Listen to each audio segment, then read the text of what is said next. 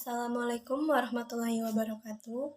Perkenalkan, nama saya Maharani Pramesti Regita Cahyani dengan nomor pokok mahasiswa 2170201108 dari Prodi Ilmu Komunikasi kelas 1A. Dalam kesempatan kali ini saya akan menyampaikan tentang apa yang telah saya dengarkan penjelasan dari Ibu Fitria mengenai hambatan berbicara di depan publik. Berbicara di depan publik itu biasa dikenal dengan sebutan public speaking.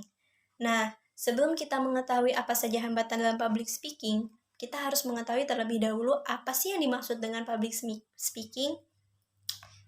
Jadi, public speaking adalah sebuah cara untuk berkomunikasi di depan khalayak atau publik bertujuan untuk menyampaikan informasi, hiburan, mengajak khalayak, atau mempengaruhi khalayak. Nah, itu yang disebut dengan public speaking. Public speaking sendiri contohnya ada banyak. Salah satunya yang sering kita dengar adalah presentasi di depan kelas. Presentasi di depan kelas itu juga termasuk public speaking loh, dimana kita mempresentasikan hasil kerja kita ke depan teman-teman kita. Yang biasa mempresentasikan itu kita sebut dengan moderator. Contoh lainnya ada MC, reporter, siaran radio, siaran televisi, stand up comedy itu juga termasuk public speaking. Dan masih banyak contoh lainnya.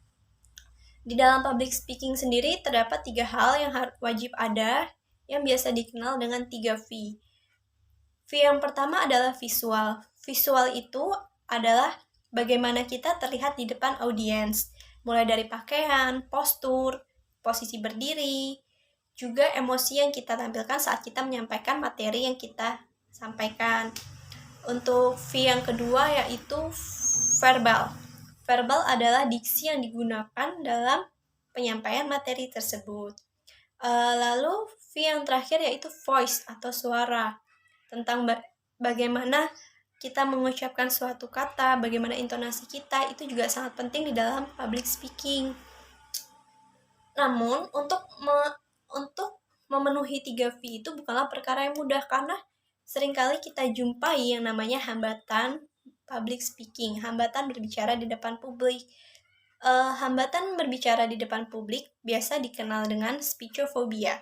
Speechophobia itu gejalanya banyak, ada beberapa gejala yang sering kita alami, contohnya seperti tangan berkeringat, detak jantung menjadi cepat seperti habis olahraga, nafas juga menjadi terengah-engah seperti kita habis olahraga berat, lalu otot-otot menjadi tegang, mulut tiba-tiba terasa kering. Yang lebih parahnya itu kita tiba-tiba lupa ingatan, kita lupa apa yang mau kita sampaikan. Padahal sebelumnya kita sudah berusaha sebaik mungkin menyiapkan materi. Saat di belakang panggung kita sudah merasa, saya bisa menyampaikan materi ini, saya sudah menghafalnya, saya sudah memahaminya. Namun karena speechophobia tadi, akhirnya kita menjadi lupa apa yang ingin kita sampaikan. Speechophobia sendiri merupakan gejala yang wajar dan dialami hampir oleh semua orang.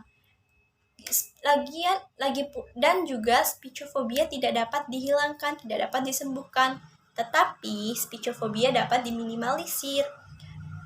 Bahkan public speaker yang handal pun mereka juga mengalami apa yang dimaksud dengan speechophobia.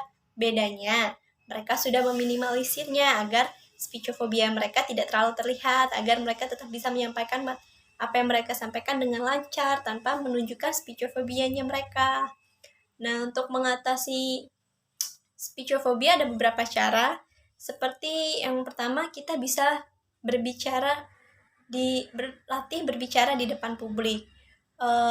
Membiasakan diri berbicara di depan publik. Kita bisa berlatih, lalu mengatur nafas itu juga mengatur nafas juga berpengaruh dalam pengendalian speechophobia kita. Lalu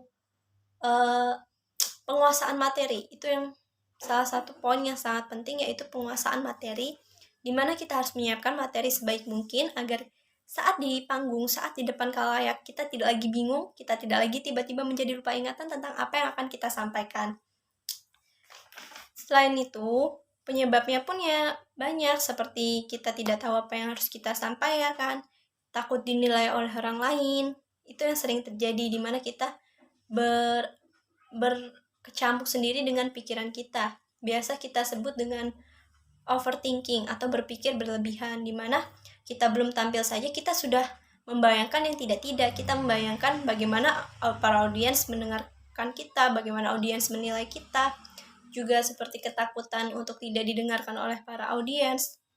Padahal pikiran itu yang justrunya nantinya akan menghambat penyampaian kita di depan publik. Kita harus membuang jauh-jauh pikiran tersebut agar kita dapat menyampaikan materi yang ingin kita sampaikan dengan baik dan benar. Lalu adanya seseorang yang berpengaruh juga mempengaruhi kita dalam penyampaian materi, apalagi jika seseorang itu berpengaruh pada diri kita sendiri. Tidak perlu merasa minder jika kita mengalami speechofobia. Jangan merasa saya satu-satunya orang yang mengalami speechofobia, yang lain biasa saja. Tidak seperti itu, karena setiap orang pasti mengalami yang namanya speechofobia. Bedanya ada orang-orang yang sudah bisa mengatasi dengan meminimalisirnya, dan ada orang yang belum bisa meminimalisirnya. Tugas kita adalah berusaha untuk meminimalisir gejala tersebut. Salah satunya kita bisa berlatih berbicara di depan cermin. Kita berlatih mendengarkan dan melihat ekspresi kita di depan cermin tentang bagaimana cara kita menyampaikan. Juga bisa dengan record video seperti yang saya lakukan saat ini.